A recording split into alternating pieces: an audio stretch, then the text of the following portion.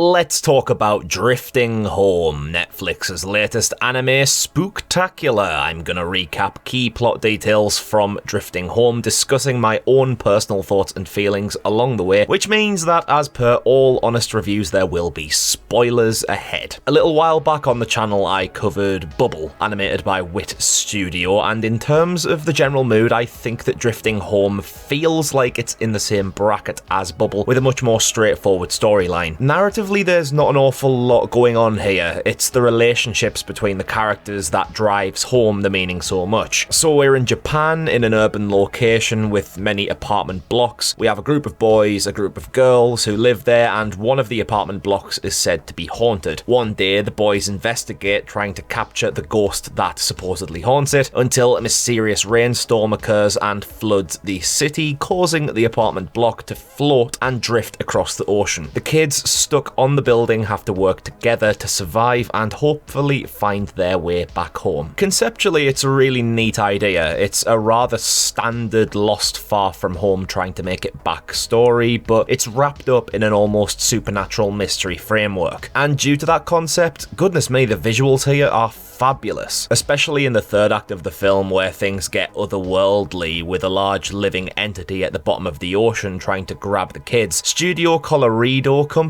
that may be Colorado, just want to give both of them in case I got that wrong, and Twin Engine did a brilliant job on this production with the Lost at Sea scenario combined with the untapped majesty of the oceans, giving me some Life of Pi flavours. And I love that film, so that was cool. And I also really liked how the haunted apartment wasn't just the only one that got washed away in the storm. Now and again, other buildings drift past the apartment block and the kids gather buoyant devices to make their way across to hunt for supplies. However, due to the buildings drifting away from each other, they only have a limited amount of time to scout. I really loved this element. It added urgency to the characters' actions, and it carved tension into the atmosphere. I enjoyed that addition to the plot rather than everyone just sitting around on the main building talking. However, it's the scenes where the exploration and the more kinetic segments of the film coming to a halt, where we have those everyone talking scenes, and they are balanced well enough to demonstrate their importance. The group of kids who are trapped on the apartment building have various bonds with one another, some more friendly, some a little more agitated and rough around the edges, and gradually as the film progresses we get an insight into their feelings for one another. The main backbone here is the relationship between Kosuke and Natsume. They've been friends since they were young children, but as they've gotten older, they begin to drift away from each other, much like the apartment block drifting away from the city. While aboard the building, Kosuke and Natsume confront each other regarding the reasons why they have avoided each other and work things out together over the course of the film, realizing just how much they care about each other and need one another. It's the isolation at sea that forces them together and allows an opportunity for them to regain their friendship. However, we do get a third person that creates a triangle with Kosuke and Natsume. So the kids originally head to the apartment to find a ghost, and eventually they discover what they think to be the ghost, actually done in a really rather creepy little sequence. However, it turns out it's not a ghost, it's Nobo, a stranger who says he's always lived in the apartment block. He's a rather quiet person, quite introverted, but we learn that he has plant matter growing on his body. It becomes a bit of a thing that Natsume acquires some feelings for him, and at the vital point where Nobo is separated from the rest of the group, Natsume goes back to save him, becoming lost in another storm. I interpreted Natsume's choice here as having to choose between going with Nobo as a love interest or going with Kosuke as a best friend or brotherly figure. Nobo uses his powers to help Natsume and Kosuke reunite, and at the time Natsume has to decide which person to go with, knowing that if she goes with Nobo, she can never return to the rest of the normal world. It's actually Nobo that encourages her, knowing why she is crying. It's a really saddening scene, and I will say that generally the handling of the more emotional segments is pretty solid. As described earlier on, the drifting of the apartment ties in with how Natsume and Kosuke drifted away from each other, but in terms of the film's title and plot, Drifting Home, the film's driving force is Natsume and Kosuke drifting back to one another and finding home in themselves. Here, home Home is friendship, unity, togetherness, and happiness. The characters literally drift back home in the film's climax, but home is so much more than a location. It's a state of wholeness, and without each other, Natsume and Kosuke aren't truly complete. It took them to fall apart to be able to realize their need for each other. So on a metaphorical level, Drifting Home worked rather nicely as a presentation of belonging. In terms of negatives, I think a few elements of the pacing could have been adjusted, because for what it is, 2 hours was a little bit elongated. I didn't strictly lose interest, but a few bits of streamlining in parts could have been done. Perhaps a couple characters could have been cut out, which would have still left a decent sized group, and you could have focused on the ones that were remaining. Because really, it's Natsume and Kosuke who are the key characters here. In theory, you could have had the whole film as just them two and Nobu, and you still wouldn't have lost much, as quite a few of the other secondary characters don't offer an awful lot to the overarching bigger picture at play here. And in place of making those adjustments, a little bit more development on the mystery elements, like the creature living at the bottom of the ocean, would have been nice to see, putting some extra time into those mystical features, which could have volumized that puzzle piece of the story. Overall, I thought Drifting Home was a pretty nice film with a lovely meaningful core, if ever so slightly padded in the wrong areas. I personally preferred this one to Bubble that I mentioned earlier on, but what did you lot think of Drifting Home? Let me know in the comments below, and if you enjoyed this video, a cheeky sub would be much appreciated to help the channel grow. I'm Connor from Unleash the Ghouls, and we shall see you next time for another